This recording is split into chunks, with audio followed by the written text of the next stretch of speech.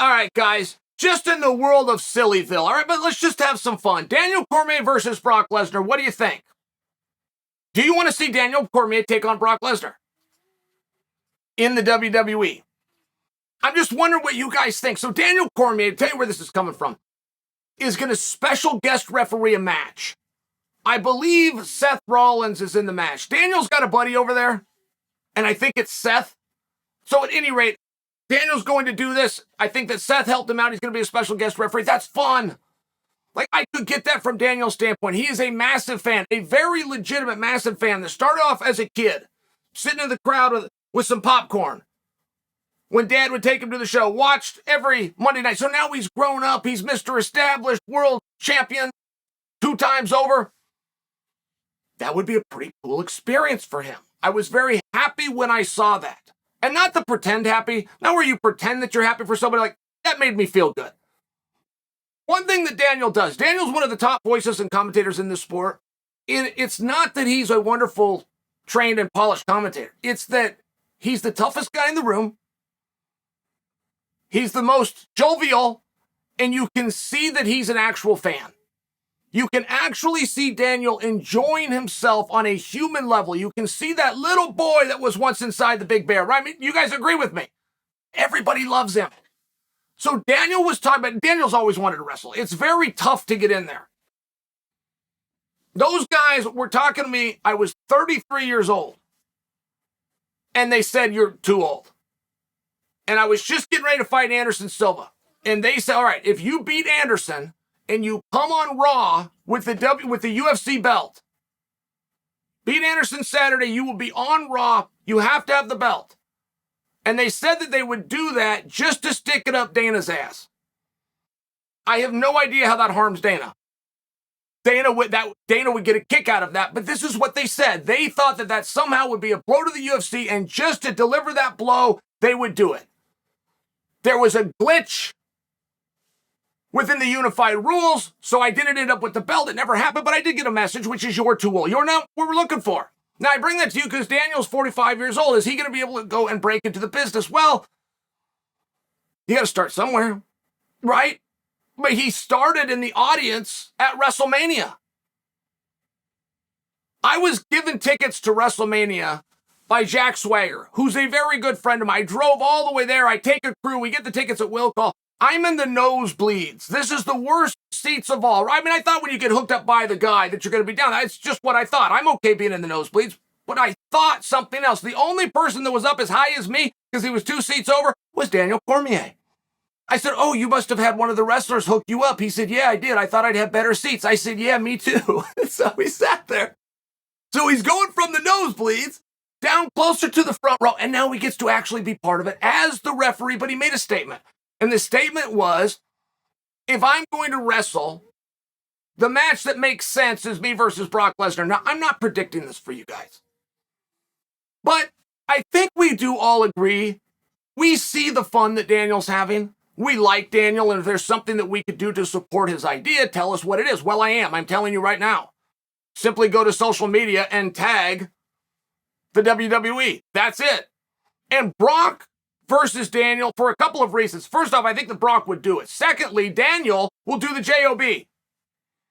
He gets it. They're not going to have an ego in there. And third, and easily the most important, is you got to go make it look like a fight.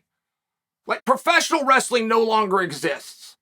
Entertainment that they call wrestling now exists. I liked pro wrestling back in the very late 70s or even up to the mid 80s because it looked like a struggle. It did not look like two guys cooperating. As soon as I saw my first Hurricanrana, I'm out. That's crap. That would never happen.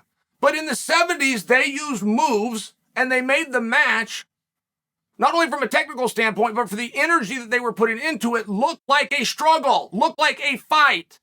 They used moves that you would use in an actual fight.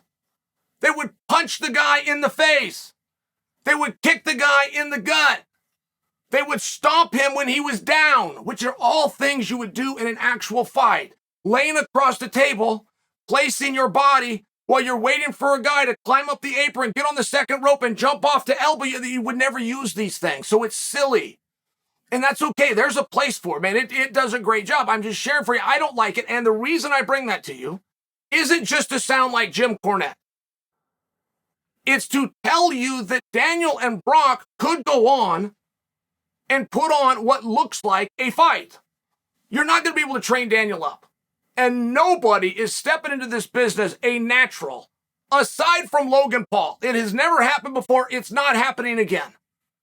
But if they wanted to do the match and they wanted to make it look like a fight, I'll give you an example. Did you guys see Kevin Owens versus Steve Austin?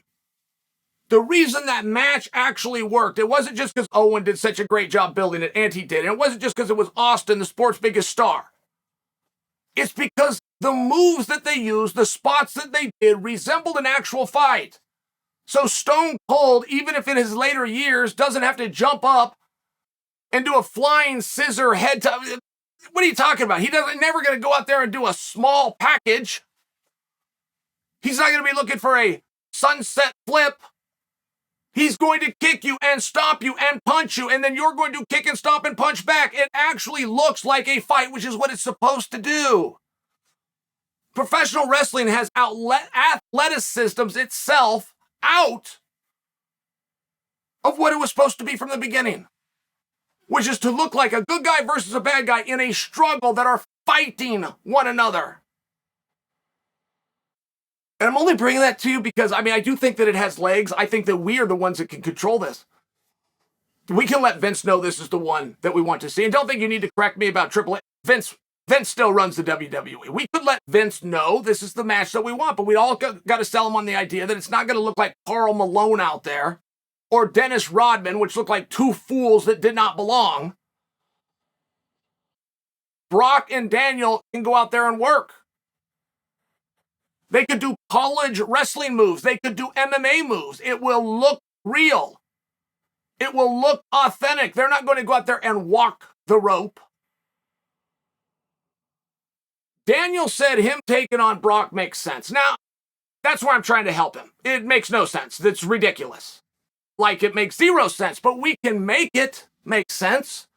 If that's what the fans want to see and you guys understand that Daniel can read and adhere to a script, all of a sudden that's going to have Brock's interest. Brock wouldn't mind doing a favor. Daniel's got a massive base. Like, there are things about that match as long as we explain that we're going to go make it look like a fight. We are not going to hit suplexes on one another. We're going to make this look like a fight. We're going to incorporate MMA, jiu-jitsu, boxing, and collegiate wrestling. All moves that we both already know as a way of entertaining the fans. If Daniel can package that up and get it to the marketplace, then Daniel's right. That match makes sense.